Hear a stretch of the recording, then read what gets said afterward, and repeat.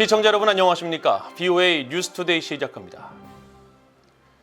러시아와 북한 간의 무기거래 논의는 계속 진전되고 있으며 이를 예의주시하고 있다고 미국 백악관의 제이크 설리번 국가안보보좌관이 직접 밝혔습니다. 설리번 보좌관은 특히 무기거래 합의는 없다는 러시아의 주장을 믿지 않는다면서 무기거래 대응 조치로 유엔에서 대북 추가 제재를 압박할 것이라고 강조했습니다.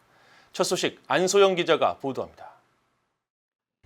제이크 설리번 백악관 국가안보보좌관은 정례 브리핑을 통해 북러 정상회담에서 무기거래 등과 관련해 합의된 것이 없다는 러시아 측 발표를 일축했습니다. 설리번 보좌관은 러시아의 드미트리 페스코프 크렘린궁 대변인이 북한 김정은 국무위원장의 러시아 방문 기간에 군사 관련을 포함한 어떤 협의에도 서명하지 않았으며 그럴 계획도 없다고 말한 것과 관련한 질문을 받고 그들의 주장을 믿지 않는다면서 무기거래 논의가 진전되고 있다는 것이 우리의 관점이며 계속 주시하고 있다고 밝힌 겁니다. Look, we're not going to take their word for that or basically anything they say. We'll see what actually ends up happening. Our view has been before the visit and after the visit that talks about the provision of weapons by North Korea to Russia to kill Ukrainians have been advancing and continue to advance. 설리번 보좌관은 또 블라디미르 푸틴 러시아 대통령과 알렉산드르 루카셴코 벨라루스 대통령 간의 회담에서 북한을 포함한 3자 협력 가능성이 거론된 데 대한 질문에 대해서도 분명한 입장을 밝혔습니다. 현재는 말뿐이지만 그것이 행동으로 옮겨지는지 지켜볼 것이라면서 예의주시할 것임을 분명히 한 겁니다. 또 안보리 상임이사국인 러시아와 중국이 유엔 대북 제재를 무력화하고 있는 데 대한 질문에는 두 나라 모두 안보리 상임이사국으로서 지켜야 할 다수의 유엔 안보리 결의 등 법적 의무가 있다고 강조하고 그러나 러시아와 중국은 입장이 다르다고 강조했습니다. I would not put Russia and China in precisely the same box on the question of North Korea. Obviously, Russia has taken this step forward. We are continuing to communicate to Beijing that we expect that they will uphold their responsibility with respect to the enforcement of these resolutions, and we will continue to press for further action in New York in response to provocations and other steps that North Korea takes that are in violation of international law. 설리번 보좌관은 이어 북러 정상회담 대응 조치와 관련해 미한일 3국이 지속적으로 협의하고 있다면서 세 나라 국가안보보좌관 차원의 협의 체계를 가동하고 있다고 밝혔습니다. 그러면서 러시아가 앞으로 북한과 함께하기로 결정한 모든 것에 대응하기 위해 미한일 3국은 매우 긴밀하게 조율하고 있다고 거듭 강조했습니다. VOA 뉴스 안소영입니다. 유엔총회 하이라이트로 불리는 각국 정상들의 연설인 일반 토의가 오는 19일부터 뉴욕 유엔 본부에서 시작됩니다. 유엔총회가 공개한 각국 연설 목록에 따르면 올해 196개 나라 대표가 연설을 예고했으며 이 가운데 미국 등 98개 나라는 정상급 인사가 직접 연설합니다. 조 바이든 미국 대통령은 관리에 따라 첫날인 19일 브라질에 이어 두 번째로 연설 일정이 잡혔고 한국의 윤석열 대통령은 둘째 날인 20일 오전 18번째로 연단에 오르며 일본의 기시다 후미오 총리는 셋째 날인 21일 오후로 예정됐습니다. 최근 북한과 러시아의 군사협력 문제가 대두된 상황에서 이들 정상들이 북한과 관련해 어떤 메시지를 내놓을지 주목됩니다. 한편 북한은 최선희 외무상 대신 대사급 인사를 연설자로 예고했고 중국과 러시아도 정상급 인사 대신 각각 한정 국가부주석과 세르게이 라브로프 외무장관을 연단에 세울 것으로 전해졌습니다. 러시아의 우크라이나 침공을 규탄해온 라트비아가 북한의 대북 무기 지원은 명백한 국제법 위반이라면서 북러 간 어떤 거래도 양국의 고립을 심화할 뿐이라고 비판했습니다.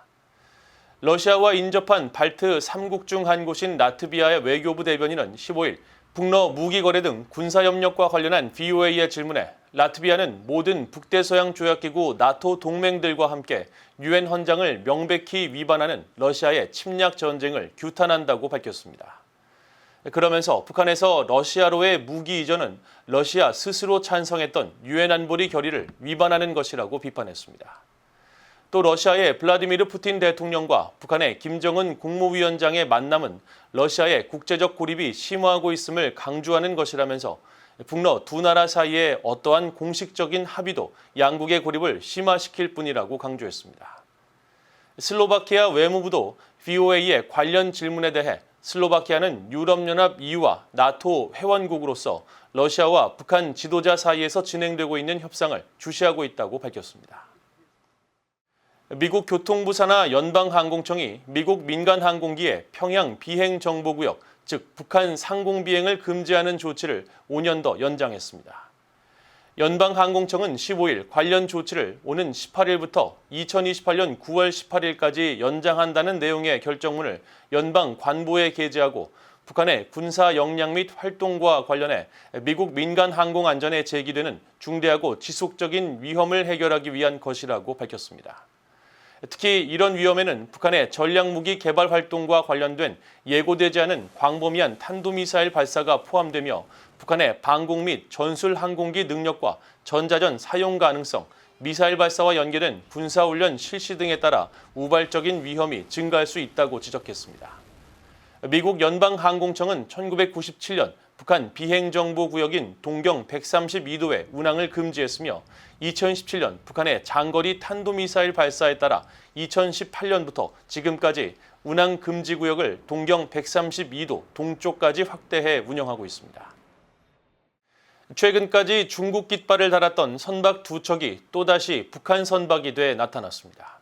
이런 식의 북한의 중고 선박 구매는 올해만 벌써 29척째인 것으로 파악됐는데 한편으로는 북한이 최근 공개한 호위함도 30년 전 우크라이나 선박을 개조한 것으로 드러났습니다. 함지아 기자가 보도합니다. 북한이 지난달 21일 공개한 함정 661호입니다. 김정은 국무위원장이 탑승한 이 함정은 길이가 77m로 스텔스 기능을 갖춘 최신형인 것처럼 보였습니다. 이 호위함은 화살 2형으로 추정되는 전략 순항 미사일을 발사하기도 했습니다. 그런데 이 함정은 실제는 30년 전인 1992년 우크라이나가 운용하고 이후 러시아로 소유권이 넘어간 크리바급 함정인 것으로 국제해사기구 IMO 선박 등록 자료를 통해 드러났습니다. 1990년대 초 우크라이나 해군이 만들고 이후 러시아로 소유권이 넘어간 크리바급 함정을 북한이 2000년대 초에 들여와 약 20년 만인 올해 최신형 호위함으로 소개한 것입니다. 북한이 건조된 지 30년 넘은 구형 군함을 재활용했다는 것은 해군 함정을 건조할 만한 기술을 갖추지 못했음을 시사합니다. Well, North Korea certainly had some experience making patrol boats, but they're really very different from this kind of much more sophisticated ship. 새 호위함의 출처가 러시아로 확인되면서 최근 정상회담을 통해 군사협력을 강화하기로 한 북한과 러시아의 이 같은 거래도 증가할 가능성이 커졌습니다. 이런 가운데 북한이 또다시 중국의 중고 선박을 구매한 정황이 포착됐습니다. 선박의 실시간 위치 정보를 보여주는 마린 트래픽을 보면 15일 오후 12시경 북한 남포 해상에서 화둥 7호라는 이름의 북한 선박이 보입니다. 과거 등록 정보로는 이 선박이 화둥 7호지만 선박 자동 식별 장치 AIS 신호를 통해 자신을 북한 선박 부연 2호라고 밝혔습니다. 국제해사기구 IMO의 국제통합해운 정보 시스템 자료에 따르면 이 선박은 얼마 전까지 중국 깃발을 달았는데 북한 선박으로 신호가 포착됐다는 건 북한이 중국에서 이 선박을 구매했다는 근거가 됩니다.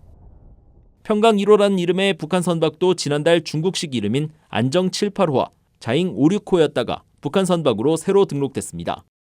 지난 2016년 채택된 대북결의 232호는 북한과의 선박 거래를 금지하고 있어 이번에 포착된 두 건 모두 대북제재 위반이며 VOA는 올해에만 북한이 이런 방식으로 사들인 선박 29척을 확인했습니다. VOA 뉴스 함지아입니다. 북한이 지난 2012년 12월 12일 발사했던 광명성 3해 2호 위성이 지구 대기권 재진입 후 완전히 소멸된 것으로 확인됐습니다. 미국 우주군 사령부가 운영하는 전 세계 위성 정보 서비스 스페이스 트랙에 따르면 KMS 3해 2로 명명된 광명성 3해 2호는 미국 동부시간 기준으로 13일 낙하 후 소멸 상태로 나타났습니다. 미국 항공우주국 나사와 북미 항공우주 방위사령부가 위성 정보를 제공하는 N2U와 오브트랙 등 민간 위성 추적 사이트에서도 광명성 3해 2호는 현재 낙하 후 소멸 상태로 확인됐습니다. 이에 따라 북한은 2016년 발사한 광명성 4호 위성이 지난 7월 낙하해 소멸된 이후 2달여 만에 광명성 3회 2호마저 소멸돼 운영 중인 인공위성은 현재 하나도 남지 않았습니다. 이와 관련해 미국 하버드 스미스소니언 천체 물리학 센터의 조너선 맥도웰 박사는 광명성 3회 2호는 대륙에서 멀리 떨어진 바다 위로 떨어진 것으로 보인다면서 북한이 외부에 위성 역량을 과시하기 위해 성급히 쏘아올린 조악한 수준의 초기 위성 시대가 종말을 맞게 됐다고 평가했습니다. 북한이 쏘아올린 광명성 3회 2호와 4호는 발사 이후 우주 궤도에는 안착했지만 그동안 재기능을 하지 못해 사실상 죽은 위성으로 분류됐었습니다. 중국과 러시아가 북한의 인권 침해를 여러 방식으로 조장하고 있다고 미국의 싱크탱크들이 새 보고서에서 밝혔습니다. 워싱턴의 전략국제문제연구소 CSIS와 조지 W. 부시 전 대통령의 업적을 기리는 부시연구소는 14일 발표한 중국과 러시아가 북한의 인권 유린을 조장하는 방법이라는 제목의 보고서를 통해 중국과 러시아가 북한 정권의 제재 회피를 돕고 무역을 지속해 북한 주민들의 인권을 침해하는 노예 노동을 부추기고 있다고 지적했습니다. 또 중국과 러시아는 탈북민들에 대한 인신매매를 방조하고 강제 북송을 지속하는 한편 유엔에서 영향력을 확대해 북한 인권 개선을 위한 여러 노력을 차단하고 있다고 밝혔습니다. 특히 중국과 러시아는 유엔 경제사회 이사회에서 비정부기구 NGO에 협의 지위를 부여하는 상임위원회인 비정부기구 위원회를 장악한 뒤 북한 인권단체의 지위 획득을 막고 다른 활동도 방해했다고 비판했습니다. 미국 정부가 전쟁포로 실종자 인식의 날을 맞아 한국전쟁 등 해외 전쟁에서 실종된 미군 유해 발굴과 신원 확인 작업에 대한 의지를 강조했습니다. 조 바이든 대통령은 15일 전쟁포로 실종자 인식의 날을 맞아 발표한 포고문을 통해 여전히 실종 및 행방불명 상태인 미군 8만 1천여 명을 잊지 않고 있다며 그들을 집으로 데려오기 위한 노력을 멈추지 않을 것이라고 약속했습니다. 캐슬린 힉스 미국 국방부 부장관도 이날 국방부에서 열린 기념식에서 실종 상태인 미군들이 사랑하는 가족들에게 꼭 돌아오게 하는 일을 멈추지 않을 것이라고 밝혔습니다. 한편 미국 국방부 산하 전쟁포로 실종자 확인국은 이날 VOA에 북한에서의 미군 유해 발굴 작업과 관련해 2019년 이후 북한은 모든 대화 제의에 응답하지 않고 있다며 북한에는 여전히 미군 유해 5,300구가 있을 것으로 추정한다고 설명했습니다. 이상으로 VOA 뉴스투데이를 모두 마칩니다. 시청해주신 여러분 고맙습니다.